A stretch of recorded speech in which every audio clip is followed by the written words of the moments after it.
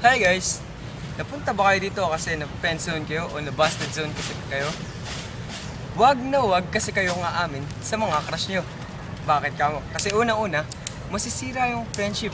Kung gusto nyo na kasing umamin, iparamdam nyo lang. Kasi para pag sinabi nyo na, yuck!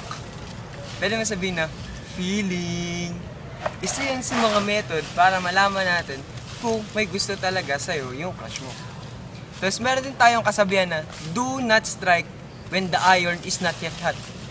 If it's not yet hot, heat it up first. Ang ibig sabihin nun, maging sweet ka sa kanya, maging bait ka sa kanya, maaasahan, pagkakatiwalaan, at bakuran mo lahat ng lalaki na umaaligid. Para nang sa ganun, mahulog sa ang loob niya sa'yo.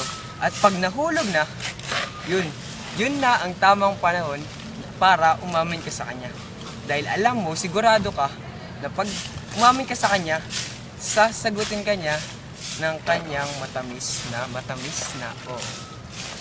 So yun, tandaan nyo guys, there's more to life than love. And ang tunay na pag-ibig ay hindi cheesy, sweet, at happy ending ko yan, tulad ng sa sine.